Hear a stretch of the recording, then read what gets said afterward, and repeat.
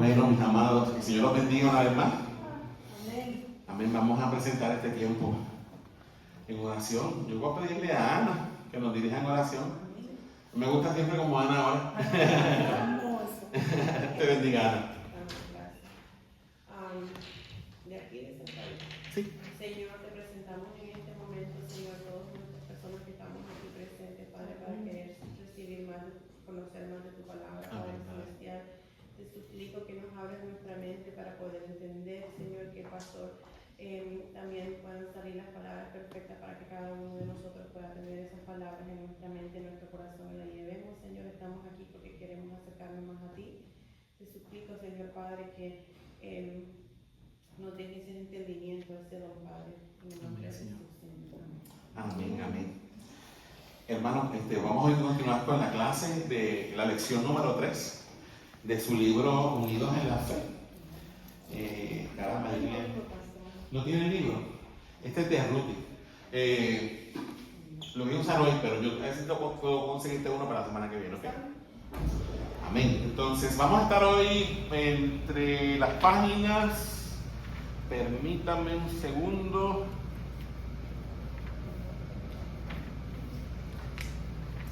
Vamos a estar hoy entre las páginas 34, si el Señor lo permite, hasta la 36. ¿Ok? Entre páginas 34 y página 36. Y estamos tocando el tema, ¿puedo confiar en la Biblia? Ese es el tema que hemos estado tocando. Si podemos confiar en las Sagradas Escrituras. Amén. ¿La que papá? La sección 3 empieza en la página, te digo rapidito. La sección 3 empieza en la página 32. Pero no estoy tocando una lección por día, estamos agarrando las páginas poco a poco. Y hoy vamos a estar viendo el tema, Dios es veraz. Daniel, esto por alguna razón ahora no me está funcionando. Ok. Dios es veraz, ¿verdad? Y la semana pasada, hermano, después de muchos meses, retomamos la clase donde la habíamos dejado. Y estábamos diciendo que cuestionar, si lo pueden ver ahí en la pantalla, dice que cuestionar la veracidad de las Sagradas Escrituras en cualquiera de sus puntos o enseñanzas es que es cuestionar el carácter de Dios. Cuando cuestionamos la veracidad de la Escritura en algún punto, en alguna enseñanza, en alguna doctrina de la Biblia, hermano, tal vez no te das cuenta, pero sin querer estás cuestionando el carácter de Dios. ¿Y por qué decimos que cuando cuestionamos la veracidad de las Escrituras estamos cuestionando el carácter de Dios? Porque ¿quién es el autor de las Escrituras en últimas? Dios mismo, ¿verdad? Y la Biblia refleja el carácter de Dios. En las Sagradas Escrituras, Dios deja plasmado su carácter. Entonces, cuando nosotros cuestionamos cualquier palabra de la Escritura, por opiniones que nosotros tengamos, estamos cuestionando el carácter y la veracidad de Dios mismo. Amén. El segundo punto, ¿me lo puede leer alguien, hermana Olga? ¿Lo quiere leer? Sí, el segundo punto ahí, en el bullet.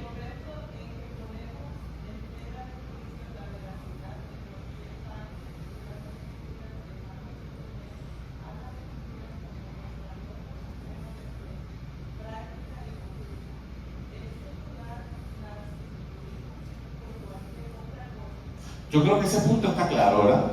Dice que en el momento en que ponemos en tela de juicio la veracidad de cualquier parte de las Escrituras, en ese momento dejamos de tener la Biblia como nuestra única norma autoritativa de fe, de práctica y de conducta. ¿Ok? Y en su lugar la vamos a sustituir por algo, porque nosotros siempre necesitamos basar nuestra fe y nuestra creencia en algo. ¿Ok? Así que vamos a sustituir la Biblia por la opinión de cualquier otra persona, por la opinión de un filósofo, por las opiniones de Google, por las opiniones del profesor de la universidad. ¿Me está entendiendo? Eso es lo que nos pasa.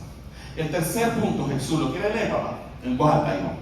Cuestionar la veracidad de las Escrituras en cualquiera de sus partes es iniciar el camino hacia la paz. Muy bien. Cuestionar la veracidad de las Escrituras en cualquiera de sus partes. Es iniciar el camino a la apostasía. Y le di el ejemplo la semana pasada de estas iglesias en Puerto Rico, como la Presbiteriana USA y la Metodista Unida en Estados Unidos, los American Baptists, no los Southern Baptists, los American Baptists, la Evangélica Luterana aquí en Estados Unidos. Todas esas iglesias hoy día son iglesias apóstatas, se han apartado totalmente de la fe y comenzaron cuestionando, simplemente por ahí fue como empezaron cuestionando la cuestión del pastorado femenino. ¿Ok? Cuando comenzaron, pero ven acá, les hablaba del ejemplo de la serpiente, ¿verdad? Con que Dios te ha dicho que no puedes ser pastora, por ejemplo. Entonces, cuando viene ese cuestionamiento, cuestionamos a Pablo, lo que Pablo pidió. En ese momento ya dejamos de ver la Biblia como veraz, porque comenzamos a pensar, bueno, si Pablo se equivocó con eso, todo lo demás puede estar equivocado. Hermano, incluso hace como 4 o 5 años atrás, en una asamblea general de la Iglesia Presbiteriana USA, porque hay diferentes presbiterianas, ¿ok?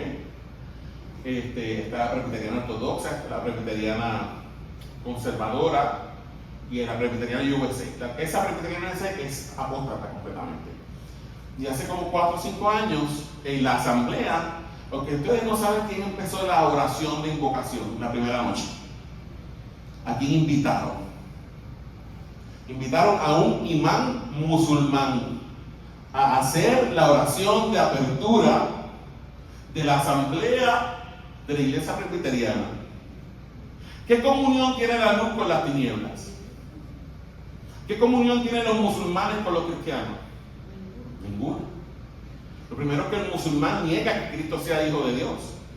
Para ellos Cristo es un profeta, pero no era el hijo de Dios.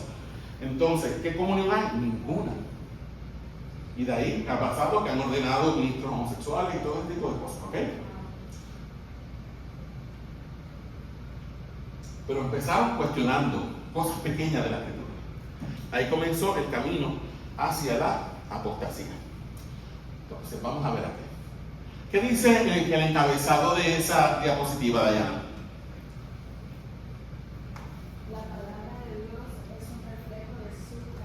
La palabra de Dios es un reflejo del carácter de Dios. Vamos un momentito a Números 23, 19. Cuarto libro de la Biblia, Números capítulo 23, versículo 19.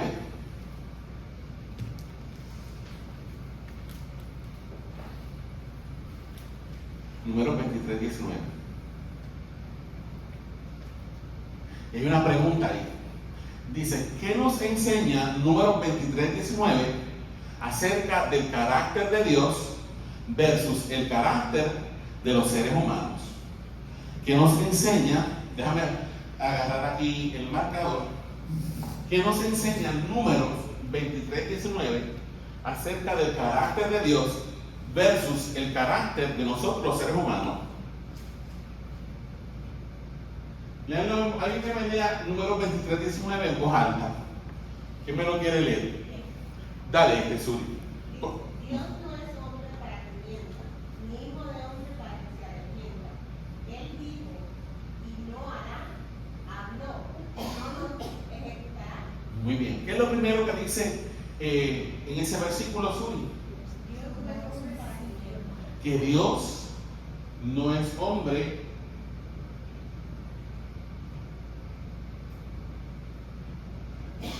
para mentir.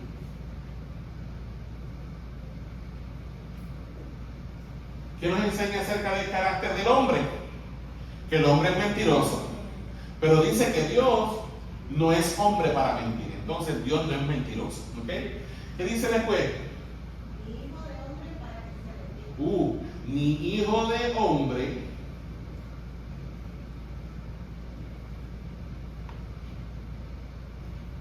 para que se arrepienta. ¿Qué tú entiendes por eso, Suri? Su palabra es verdadera. Él no va a retroceder, no va a cambiar de opinión. No cambia de opinión. Entonces Dios no es voluble. ¿Ok? Nosotros sí. Yo hoy te puedo decir una cosa, mañana te digo otra y el miércoles te voy a decir, yo jamás dije eso. Porque así somos. Pero Dios no es hijo de hombre para arrepentirse. Por lo tanto, Él no cambia de opinión. Él no es voluble. ¿Ok? ¿Cómo termina ese versículo, Suri? Me gusta cómo termina. Dice, Él dijo y no hará. Ajá. Habló y no lo ejecutará. Es una pregunta retórica, ¿verdad? Dice, Él dijo y no hará. Habló y no lo ejecutará. ¿Qué quiere decir eso? Que lo que Dios dice, lo hace. ¿Ok? Que lo que Dios habla, lo ejecuta. ¿Ok? Entonces, ¿qué vemos aquí, hermanos? Que Dios no es mentiroso ni voluble, que Dios mantiene su palabra y que Dios es fiel. Voy a escribir esas tres cositas acá. Dios no es mentiroso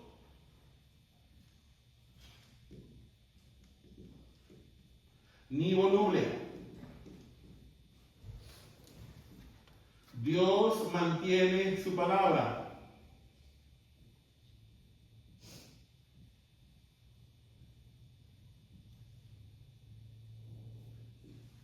Y Dios es fiel.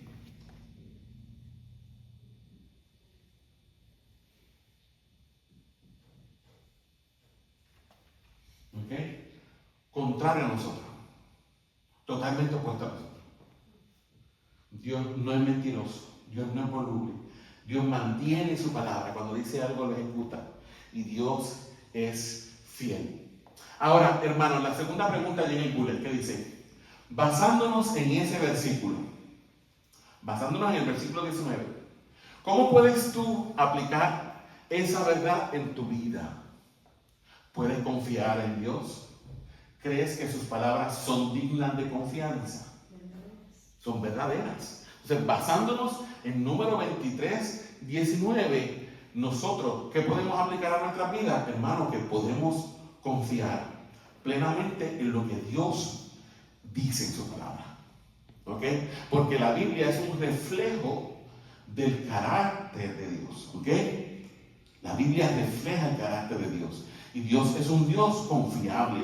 Dios es un Dios veraz. Amén. ¿Está hasta aquí conmigo? Ahora, ¿qué dice el tercer inciso? Dice, ¿lo quiere leer, Chino? El tercer, pues, ¿lo puedes ver? Te presto mi lente.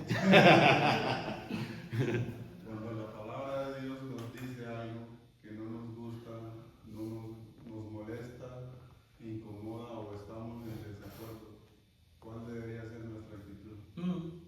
Buena pregunta. Cuando la palabra de Dios nos dice algo que no nos gusta, que nos molesta, que nos incomoda o incluso estamos en desacuerdo con lo que la palabra de Dios dice, ¿cuál debe ser nuestra actitud? ¿Es posible que yo llegue a molestarme con algo que la Biblia diga? Oh, claro que sí. ¿Es posible que yo llegue a incomodarme con algo que la Biblia diga?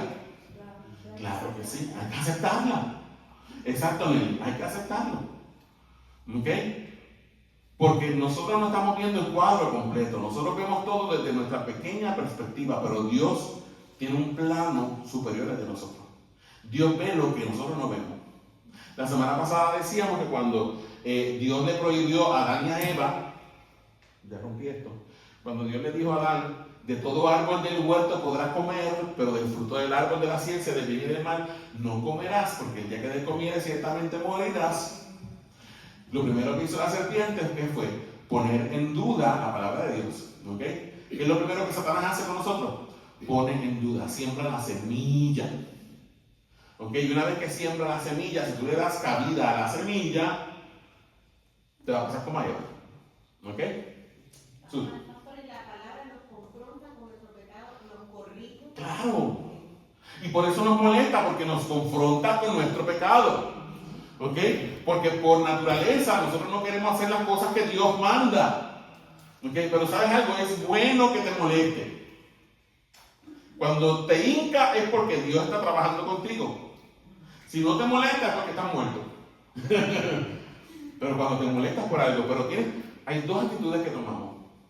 O aceptamos la palabra de Dios, la acatamos, la ponemos en práctica, o nos rebelamos contra ella. ¿Estamos hasta aquí? Entonces, ¿cuál debe ser nuestra actitud? De obediencia. ¿Estamos hasta aquí? Vamos al próximo versículo, número 23:20. ¿Quién me lo quiere leer? Número 3:20. Ay, es 23:20, discúlpame. No 3:20. El número 23:20. No le hagan caso a eso, es 23:20. He aquí, he recibido orden de bendecir. Él dio bendición y no podré revelar. Revocar. Yo pregunto, ¿quién es la persona que acaba de decir esos dos versículos? Son parte de la conversación de una persona con otra. ¿Quién fue la persona que dijo eso? Está hablando Balaam, el profeta. ¿Ok? Balaam, el profeta. ¿Quién era Balaam, el profeta? Balaam, el profeta, era un charlatán. Era un charlatán. El rey de Moab, Balac, el rey de Moab, contrató y le pagó a Balaam para que Balaam llegara cerca del campamento de los israelitas y comenzara a proferir palabras de maldición contra ellos. Porque Balaam tenía la fama de que cuando él decía algo se cumplía. Y el rey Balac le pagó a él por eso. ¿Ok? Pero ¿qué pasó? Cada vez que Balaam trataba de ir a maldecir a Israel, ¿qué pasaba? Terminaba haciendo ¿qué? Lo contrario. Terminaba bendiciéndolo. Porque a pesar de que es un charlatán, hermano, si usted lee esos 22 y 23 de número, se va a dar cuenta de que el Espíritu de Jehová venía sobre él y que profetizaba. ¿Ok? Y que el ángel de Jehová hablaba con él. Pero no un charlatán. Y él dice allí en el versículo 23 que él había recibido ¿qué? ¿Orden de qué? De bendecir. ¿Bendecir a quién? A Israel. Después él dice en el mismo versículo que dice, él, y ese él lleva un pronombre de Dios, ¿verdad? Que está hablando. ¿Qué dice ahí? Él dio bendición. ¿Y qué dice él? Y no podré revocarla. No puedo revocarla porque es palabra de Dios. Por más que yo intente hacerlo, por cuanto es una palabra, es un decreto de parte de Dios, no hay manera de que yo pueda revocarla. ¿Ok? ¿Están aquí conmigo? Nosotros no decretamos. Por ahí hay doctrinas de algunas iglesias que se pasan decretando. Yo decreto que este es el año de la prosperidad. Yo decreto que este es el año. Hermano, usted no es Dios. Bájese de esa nube. Usted podrá decretar todo lo que quiera, pero las palabras suyas no son como las de Dios. Lo que Dios decreta se cumple. No hay quien pueda revocar lo que Dios dice. ¿Estamos hasta aquí, iglesia? Entonces, lo que Dios ordena no puede ser revocado por hombre alguno. ¿Ok? Lo que Dios ordena no puede ser revocado por hombre alguno. Ok, vamos a ver eso que está ahí. Dice, la verdad bíblica que podemos sacar de este punto. ¿Qué podemos sacar aquí? Vamos a leerlo todo juntos. ¿Qué dice? Si Dios inspiró la Biblia, cada palabra, chica o grande, escrita en ella, es verdadera, tan verdadera como Él mismo. ¿Ok? Si Dios inspiró la Biblia, ya hemos dicho que la palabra inspiración, cuando el apóstol Pablo dice que la Biblia es inspirada por Dios, la palabra inspirado en el griego, no se la voy a decir ahora porque no me acuerdo, pero sé que es neumo, qué sé yo, something, lo que significa que la Biblia o la escritura es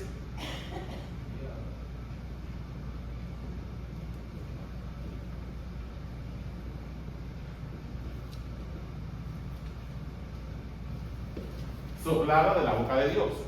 ¿Ok? Soplada de la boca de Dios.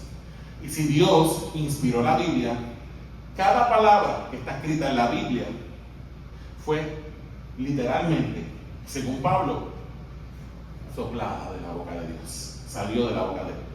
Y si Dios inspiró la Biblia, cada palabra, sea chica o sea grande de la Biblia, ¿qué hacemos con ella? Todo lo que está en la Biblia escrito es que verdadero, tan verdadero como quién, como el Dios mismo que la inspiró. ¿Estamos hasta aquí? ¿Dudas, preguntas hasta aquí? Con la cuestión de la veracidad de la escritura. ¿Estamos bien? Una preguntita. Dime, papá. Porque siempre diferente gente me ha dicho, ¿por qué o cuál es la original? Porque hay tantas versiones de la Biblia y siempre quieren pelear eso. Mira, pero que no lo puedo creer porque no hay versión. Mira, realmente de la Biblia original son los escritos originales que ya no están. Ok, tenemos que aclarar eso, ¿ok? La Biblia es inspirada en los manuscritos originales. El papel que escribió Juan con su puño y letra, ese es inspirado. El papel que escribió Pablo con su puño y letra es inspirado. Pero ¿qué pasa? ¿Cuándo se escribió eso? Si fue el Nuevo Testamento, no tiene 2000 años para acá. Y si es el Antiguo Testamento, más todavía. ¿Ok? ¿Qué pasó con esos pergaminos? Con los originales, ¿qué pasó con ellos? Los originales. ¿Qué pasa con un papel? Se gasta y se destruye. Ahora, ¿por qué podemos confiar en la Biblia? ¿Por qué podemos tener certeza de que lo que tenemos escrito aquí es la palabra de Dios? Porque los judíos, por lo menos, se encargaron de, cuando veían que los pergaminos ya estaban desgastándose, habían secretarios o escribas que transcribían palabra por palabra todo lo que estaba escrito en los manuscritos originales. Y cuando esos manuscritos se iban perdiendo, se iban también deshaciendo, venían con otros y venían y los copiaban. ¿Okay? Son copias de copias, pero son copias de qué? De los originales. Lo mismo pasa con el Nuevo Testamento. Es más, hay un libro de Josh McDowell que se llama Más que un carpintero, que Josh McDowell dice, miren esto, la Ilíada de Homero solamente estaba la original, y la original, eso fue para el año, ponle 1500 antes de Cristo, no me acuerdo bien, pero eso se desintegró, se deshizo. Solamente se encontró una copia de la Ilíada de Homero como para el año 900 después de Cristo. ¿Cuántos siglos habían pasado ahí? Del 1500 antes de Cristo o de 500 antes de Cristo al 900 después de Cristo ya había pasado por lo menos más de un milenio. ¿Cuántas copias había? Una. Y esa copia es más que suficiente para los eruditos decir que esa copia es una copia original, una copia válida del original, con una sola.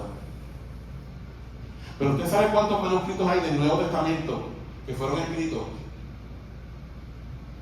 antes de que se acabara el primer siglo. Cientos. Porque las cartas, cuando eran escritas por Pablo o lo que fuera, esas cartas se pasaban aquí a las otras iglesias. ¿Y cómo se pasaban a las otras iglesias? ¿Quiénes estaban allí? Había gente que copiaba. ¿Me entienden? Entonces, podemos confiar en eso. Ahora, hay evidencia porque están los manuscritos de los rollos del Mar Muerto que aparecieron en 1942, porque nadie sabía de esos rollos. Esos rollos los encontró un pastorcito que estaba por allá en el desierto de Sinaí, pastoreando las ovejas, se metió en una cueva y encontró un montón de vasijas de barro con rollos adentro. Fue un descubrimiento arqueológico y cuando abre los rollos, era el libro de Isaías, era el Antiguo Testamento. Nadie tenía eso. Ahora, con esa evidencia de los rollos del Mar Muerto, se ha podido corroborar ¿qué cosa? Que los manuscritos que nosotros hemos recibido después de eso son ¿qué? Son fidedignos. No sé si me está entendiendo. Ahora, la Biblia que usted tiene en sus manos en español no es la Biblia original. Porque la Biblia, ¿en qué idioma fue escrito? ¿En cuál? Hebreo, griego y arameo. ¿Ok? Usted lo que tiene es una traducción. Pero yo quiero que usted entienda algo. La traducción que usted tiene en sus manos es una traducción bastante fidedigna. ¿Ok? Porque esto no es el trabajo de una persona, este es el trabajo de grupos de expertos en lingüística. ¿Ok? Son grupos, son gente que se ha dedicado a estudiar ¿qué? Las lenguas antiguas. Si algo hizo la reforma, y yo se lo he dicho otras veces, es que la reforma volvió a las fuentes originales. ¿Ok? Yo les había dicho que la Biblia fue traducida al latín por San Jerónimo, ¿verdad? Él tradujo la Biblia desde el hebreo y del griego al latín. Y por muchos siglos la única Biblia que la Iglesia Católica tenía, ¿cuál era? La Vulgata latina de Jerónimo. Ahora Jerónimo, como no era experto en idiomas griego y hebreo, porque él era romano, no era griego, cometió errores en la traducción, y de esos errores en la traducción se infiltraron doctrinas que no son válidas. Ahora, cuando la reforma empieza, que Lutero empieza la reforma protestante y quiere traducir la Biblia al alemán, Lutero va ¿a dónde? Ya no va a la Vulgata para traducir. ¿A dónde va? A los manuscritos en griego y en hebreo. Él sabía mucho griego, porque había estudiado eso en el seminario. Lo que él no sabía era hebreo. Pero él se dedicó, como en Alemania había muchos judíos, y había un rabino judío, Lutero aprendió hebreo con esos rabinos. ¿Okay? Se dedicó a aprender hebreo para poder traducir el Antiguo Testamento al alemán. Y así sucesivamente. O sea que la Biblia que usted tiene en sus manos es una copia fidedigna de los originales. Usted puede confiar en la traducción que tiene en las manos. ¿Okay? Porque no es el trabajo de una sola persona, es el trabajo de un montón de eruditos. No sé si me están entendiendo. Si hay unas Biblias que yo no se las recomiendo a nadie. La Biblia de los Testigos de Jehová, no la use. ¿Por qué? Esa gente sí son tramposos. Son tramposos porque ellos tienen su propia casa editora que se llama La Traducción del Nuevo Mundo de la Watchtower Society. ¿Ok? Ellos tienen sus expertos en lingüística y lo que han hecho es ellos no creen que Jesucristo sea Dios, porque ellos niegan que Cristo es Dios. Pues en su Biblia usted va a notar un pasaje como Juan 1:1 dice que en el principio era la palabra y la palabra era con Dios, pero la palabra era un Dios con D minúscula. Le cambian, le quitan la gloria a Cristo. Esas traducciones no se las recomiendo. En estos días, ¿quién era que andaba con una luquita, verdad? Mi papá también tiene una. Pero no, esa Biblia no se la recomiendo. ¿Estamos hasta aquí? ¿Tienen dudas, preguntas? Eric, ¿entendiste lo que estaba diciendo? Sí, no, yo porque la gente me ha preguntado, Sí. pero siempre es una excusa para no leer, no creer, Sí. cosas así. Sí. Y la gente siempre va a buscar la excusa. Pero el trabajo, acuérdate de algo. Déjame escribir esto. Permítame un segundo.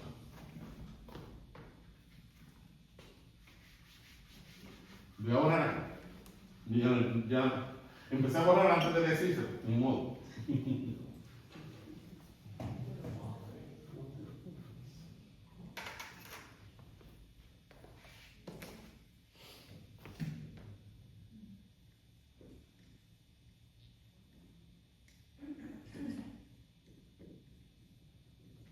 ¿Qué dice ahí? Apologética. ¿Qué es la apologética? La apologética es una ciencia, mis hermanos. Y la apologética no es otra cosa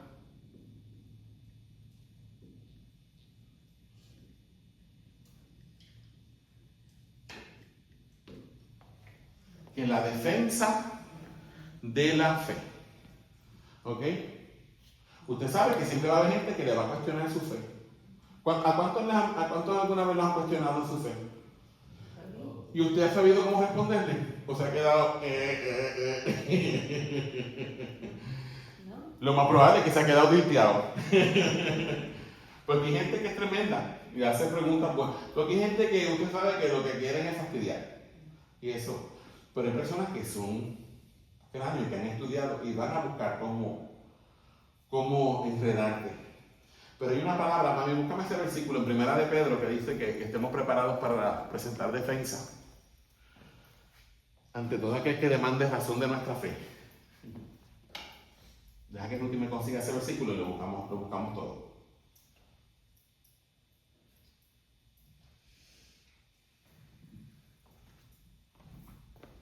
¿Están aburridos?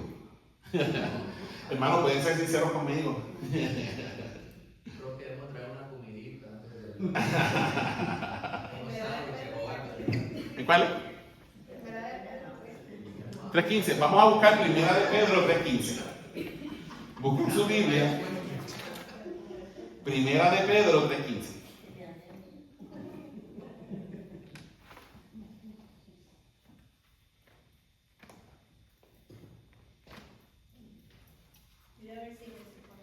Deja buscarlo. Primera de Pedro 3.15. Ajá. ¿Qué me lo lee? Primera de Pedro 3.15.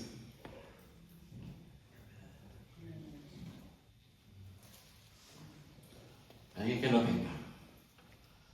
1 Peter chapter 3 verse 15. Lo leemos todos juntos, vamos. ¿Qué dice? A la 1, a la 2 y a la 3, ¿qué dice? Sino santificad a Dios el Señor en vuestros corazones. ¿Y qué dice? Y estad siempre preparados. ¿Para qué?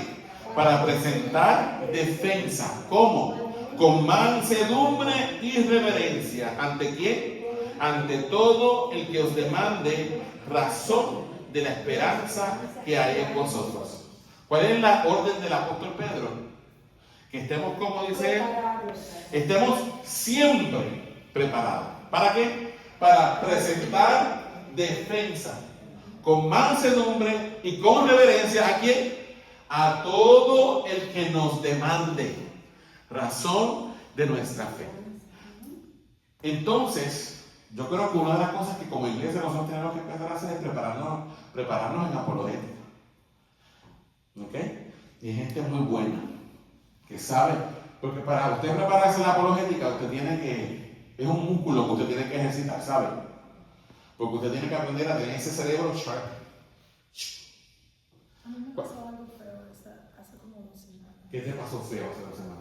Como alguien me dijo que, yo no creo, estábamos hablando, me dice, yo por eso no creo en los evangélicos o whatever, los testigos de Jehová, porque todos son unos tramposos y bla bla bla, y lo único que hacen es tomar provecho de la gente, esto y lo otro, y no me vas a hacer cambiar de opinión, y tú, tú sigue con tu fe y yo sigo con la mía, whatever. Y yo me quedé como, no es la persona, es el diablo. Yo solo estaba callada asimilando todo lo que la persona me decía. Pero fíjate. Y luego le dije yo dije, ay Diosito, ayúdame a responder. ¿Cómo voy a responder? No te saltes de allá. Entonces yo le dije, me da mucha tristeza si alguien te ha hecho alguna trampa, si alguien has pasado por una situación difícil, pero eso no significa que todas las personas que tenemos nuestra fe y que creemos en Cristo somos de la misma manera. Tanto adentro de la iglesia como afuera vas a encontrar gente tramposa. Exacto. Y así lo dije, le dije, no soy nadie para cambiar tu manera de pensar, pero tampoco juzgues mi fe. Pero fíjate el argumento que esta persona usó. Fue un argumento inteligente. ¿De qué está hablando? Primero que está generalizando. Es un argumento sacado de la manga. Pero yo no quise entrar en controversia. No. En ese momento me di cuenta cuán vacía era estaba muy vacía su alegación. Exacto. No. Ella le contestó con mansedumbre. Le hablaste con mansedumbre y le hablaste muy bien. Pero cuando él me estaba hablando, yo le pedí a Dios que yo no me exaltara y que pudiera responder suave. Pero la hablaste en el espíritu, está muy bien. ¿Sabes el argumento que esa persona usó? Mire cómo se llama. ¿Para qué después que tenemos que aprender apologética? Ad hominem. ¡Oh! Latín. ¿Sabes lo que es el argumento ad hominem? El argumento ad hominem es el más bajo. Cuando yo le estoy presentando a una persona argumentos inteligentes, basados en literatura, basados en ciencia, basados en todo, y la persona, en vez de atacar mi argumento, ataca a mi persona. ¿Me entiendes? En vez de atacar lo que yo estoy diciéndole, en vez de atacar el argumento, se va a lo personal y empieza a atacarme. No, pero que tú eres un mentiroso. Eso es argumento ad hominem. Y esa persona lo que está usando es un argumento ad hominem. No es un argumento inteligente, pero tú le baste bien. ¿Ok? Hablaste dentro de tu capacidad, defendiste la fe correctamente. ¿Ok? Pero nosotros tenemos que aprender a estar preparados, y más ahora, ustedes papás tienen que estar preparados. ¿Por qué? Porque sus hijos están siendo bombardeados. Porque la apologética no solamente es religiosa, también hay apologética de cosas sociales, de problemas sociales. ¿Ok? Y hay diferentes ramas. Yo creo que eventualmente tenemos que traer por lo menos aquí un día un taller, una conferencia de apologética para que usted aprenda a defender su fe. ¿Ok? Sería bueno. Sí. Tienes que aprender. Porque la gente afuera piensa que porque venimos todos los domingos a un templo, piensan que somos perfectos. Y esa no es la razón. Yo vengo acá porque necesito de Dios. Exacto. Pero en la mente de ellos se creen que porque estamos aquí no cometemos errores. Y eso no es así, porque yo sigo siendo humano. Claro. Sí, trato de hacerlo mejor para no caer en pecado. Sin embargo, no soy exenta a pecar. Pero ellos no lo entienden. No lo entienden. Y no lo va y acuérdate de algo, la gente ya de por sí, ellos están cerrados al evangelio, ellos van a buscar cualquier excusa. Ahora, ¿cuál es la importancia de la apologética en el evangelismo? ¿Alguien iba a decir algo? Eric, ¿iba a decir algo, papá? No, yo iba a hacer un comentario de lo que ella está diciendo, que también otra vez mucha gente tiene un pensamiento de alguien que se llama cristiano, pero no actúa como cristiano, y pone a todo el mundo en el mismo grupo. So, el testimonio de uno es súper importante, porque si ya cuando uno se dice cristiano, olvídese, ya no están como viendo cómo lo van a caer o cómo va a caer uno, como ella dice, uno siempre va a pecar, pero no va a vivir en el pecado. Exacto. Va a reconocer, porque no puedo hacer esto, ya no estoy en lo correcto. Pero obviamente todo el mundo, cuando un pastor cae en una iglesia, usted sabe que todo el mundo lo está y todos ahí es un relajo, pero el testimonio de uno tiene que ser importantísimo. Sí. Es parte de la política. Arrepiéntese y siga adelante, no viva en el pecado. Exacto. Yo iba a decir algo de esto, de la importancia de la apologética en el evangelismo. La defensa de la fe no va a salvar a las personas. ¿Ok? No la salva. Lo que salva es el evangelio. Pero la defensa de la fe puede servir para algo. Preparar el corazón de esa persona para que más adelante esa persona pueda estar lista para recibir el evangelio. ¿Me está entendiendo? Porque si usted con argumentos inteligentes logra cambiar la manera de pensar de esa persona, entonces la persona se va abriendo al evangelio. ¿Estamos entendiendo? ¿O se quedaron, se me perdieron? Ok. ¿En qué me quedé?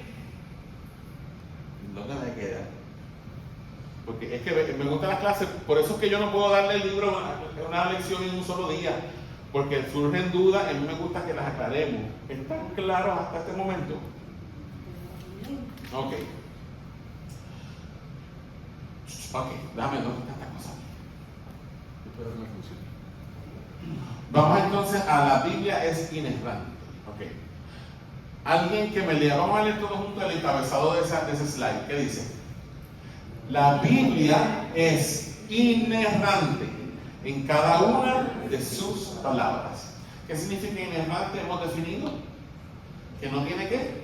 Que no tiene error, ¿verdad?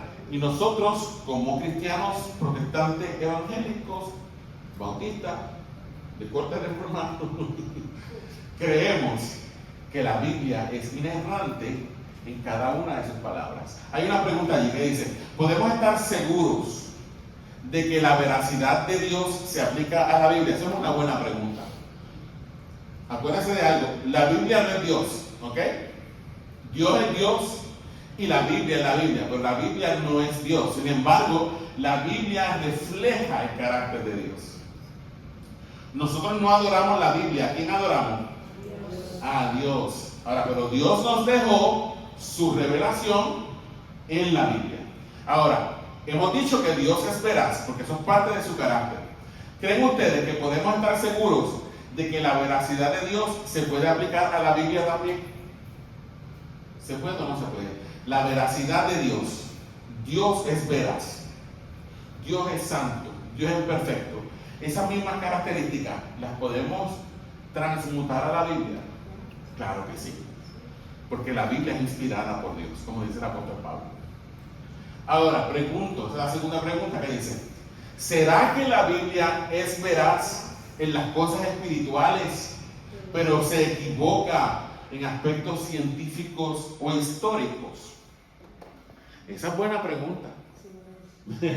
Especialmente en este mundo que estamos rodeados de la teoría de la evolución de las especies, ¿verdad que sí? ¿Se equivoca Dios? ¿Habrá error en la Biblia? Ok. Sería bueno que un día hiciéramos, ¿a cuánto les gustaría que un día hiciéramos una gira para Kentucky? En Kentucky, estoy hablando, no para Kentucky Fried Chicken. Estoy hablando del estado de Kentucky, donde está el Museo del Arca de Noé. En Kentucky, en Louisville. Vamos a hacerlo, como estamos en una guagua. Ya me salió boricua. Nos montamos en una guagua desde que tuviéramos 15 años. Pero podemos, en avión. Podemos un día agarrar para allá, para Kentucky, y para el Museo del Arca de Noé. Allí ellos tienen muchos científicos que trabajan en el Arca de Noé, ¿ok? Y ellos son científicos creacionistas, no son científicos evolucionistas. Y presentan muchos argumentos sólidos a favor del creacionismo en vez de la evolución, ¿ok? Yo creo que podemos planificar y irnos un día para allá. No sé si ellos saben de lo que está hablando, que hicieron una réplica exacta del Arca de Noé. Y es un museo, es bien bonito. Es un museo en madera. En madera de gofer, que está como en el diseño, según el diseño del libro de Génesis. ¿Okay? Y es un barco enorme. Claro, está en tierra. Está en tierra. No es el Titanic ni nada por el estilo. ¿Okay? Pero sería muy bueno hacer eso. Porque hay gente que piensa que la Biblia, la Biblia es eficaz en cosas espirituales, pero en cosas científicas la Biblia está equivocada. No está. No tengo tiempo para decirles los detalles ahora, pero podemos buscarlos luego, ¿ok? Y si vamos al Museo del Arca, sería estupendo, porque salimos también de la rutina. Ahora, vamos a sacar la fecha. Hacemos espérate, ahora mismo tengo el viaje para la República Dominicana, podemos ver. Ok. Y hay gente que dice que la Biblia se equivoca en aspectos históricos. Sin embargo, muchos descubrimientos arqueológicos recientes han demostrado que la Biblia no se equivocaba en ciertas cosas.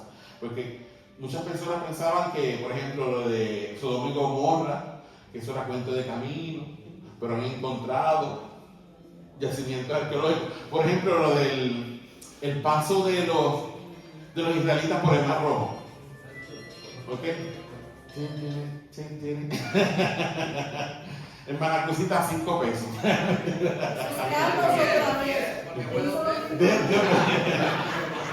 Jugando, cosita. Ya estamos terminando. Pero hay evidencia de que se han encontrado en el fondo del Mar Rojo las ruedas de los carros de los jinetes. ¿Ok? Están ahí. Hay evidencia. Que la Biblia no miente. Y ya son las 1 de la tarde. Yo sé que hoy empezamos tarde, corrimos todo tarde, pero y acabado temprano, hermanos. ¿Ah? No, dormiré 2 horas y me iré a trabajar otra vez. Vamos a orar entonces para despedirnos. La semana que viene, después de la Santa Cena, la semana que viene, acuérdense que Santa Cena voy a tratar de darla en el devocional para que las maestras puedan estar, ¿ok? Y los niños están presentes mientras celebramos la ordenanza. ¿Qué hora para despedirnos? Vamos a ver. Despídanos. Padre Santísimo, que estás en los cielos, Señor, gracias, Señor, una vez más por este día que tú nos has dado de vida, Señor. Gracias, Señor, porque nos permitiste estar aquí para escuchar tu palabra, para cantar, para pasar un buen tiempo con nuestros hermanos en la fe, Señor. Gracias por la enseñanza que tú nos has enseñado a través de nuestro pastor, Señor. Te pido que tú lo bendigas a él y su familia. Protégelo, Señor, denle energía, denle las ganas para seguir adelante, Señor. Yo sé que él viene cansado del trabajo, Señor. Es algo increíble que Él pueda aguantar tanto y enseñar tu palabra al mismo tiempo, Señor. Dele la salud, Señor, porque yo sé que es bien difícil, cansado de estar aquí predicando y enseñando, Señor. Y lo amamos en Cristo, Señor, a Él y su familia, Señor. Gracias una vez más, en el nombre de Cristo Jesús. Amén. Hermanos, que la bendición del Padre, que el amor del Hijo y la comunión del Espíritu Santo sean con ustedes. Los amo y nos vemos la semana que viene.